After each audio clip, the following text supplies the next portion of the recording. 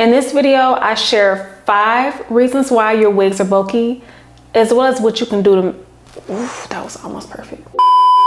So you're a new wig maker. You just broken into the wig making industry and you realize that your wigs aren't as flat as you see everyone else's. In this video, I share with you 5 reasons why your wigs may be bulky, as well as what you can do to fix it.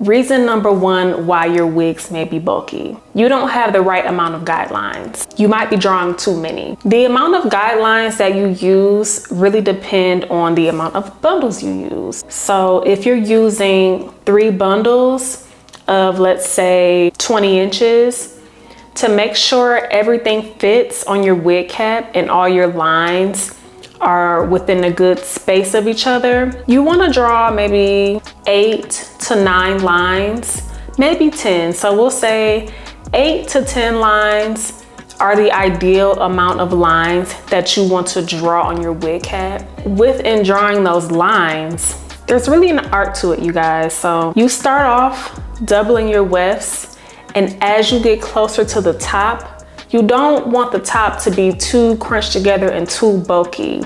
So you limit the amount of tracks that you lay once you get to the top of your wig, you know, like around your closure. So that could be a reason why your wigs are bulky.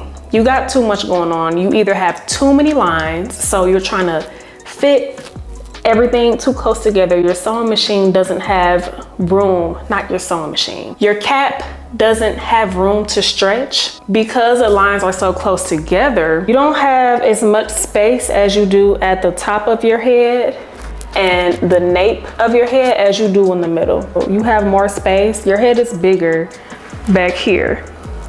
So as you get to the top, it gets smaller. So you don't want to have too many tracks laying at the top of your head. You don't want to have too many tracks laying anywhere throughout the wig. So reason number 2, your wigs are bulky. You're stretching your cap as you're pushing it through the sewing machine. Let me explain. As you're pushing your wig through the sewing machine, naturally, you probably have a tendency to literally stretch the cap so it's flat. No, that's a big mistake.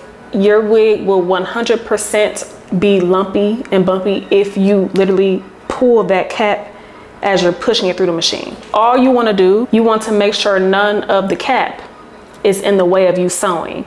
So don't stretch the cap. Just make sure the cap is not in your way. And you want to let the sewing machine pull the cap through. Your hands are nothing but a guide. You don't want to use any pressure to make sure that cap is stretched, because it'll do the opposite. You think that you stretching the cap is making your wig flat.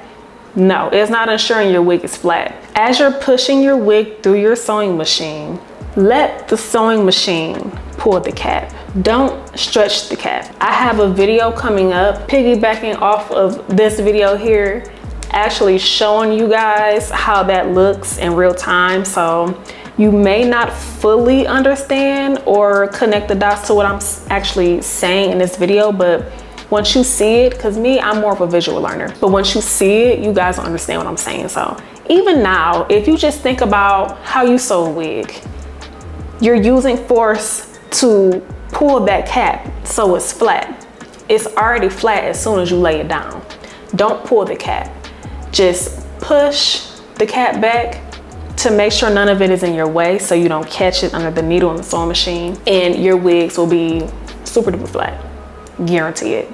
Reason number 3 that your wigs are bulky. You aren't sewing over the tracks enough. Let me explain. So when you're sewing and you can see the needle moving back and forth over that track, you might notice the needle is going into the track. So as you're pushing your wig through your sewing machine, you might notice that as your needle is going back and forth like this, some of the extra cap is getting caught under that needle. So not only are you sewing the track, you're sewing the cap. So as you're sewing back and forth, you may catch the cap on some lines of the track, some lines you may not catch the cap.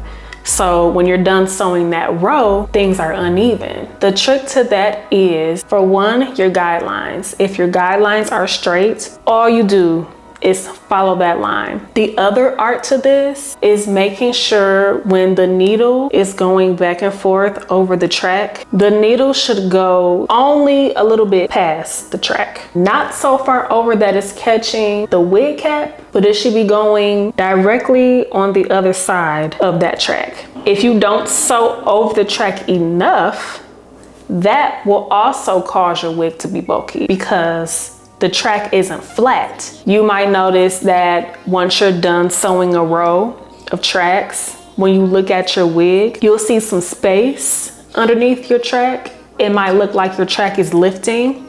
That's because you didn't sew it correctly. You have to make sure your needle is going directly over the edge of that track, not too far over that you're collecting mesh cap as you go, but just enough so that the track is laying flat under that needle.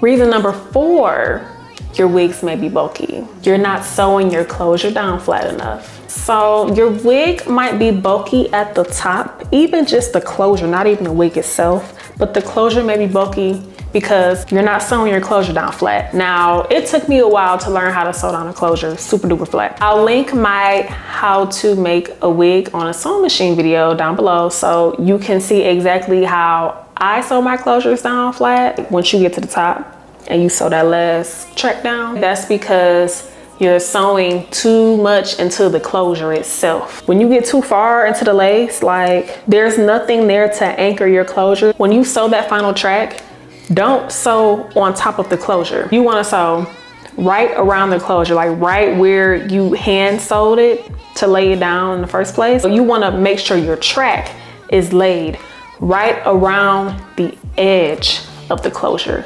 Don't put that track on top of the closure. Make sure that track is right outside, outlining it. When you use your sewing machine to sew that track on, a little bit of that needle, it can go into the lace closure, but it doesn't need to go right in the middle of it. The needle should go, you know, when you look at the back of a closure and you see like that double layer of lace outlining it, that's as far as you want to go in terms of sewing on your closure. Okay, so I want to add on one more tip to the second reason why your wigs are bulky, which was you stretching the cap. It can be easy to stretch that cap the closer you get to the top because, like I said before, you're not working with a lot of room.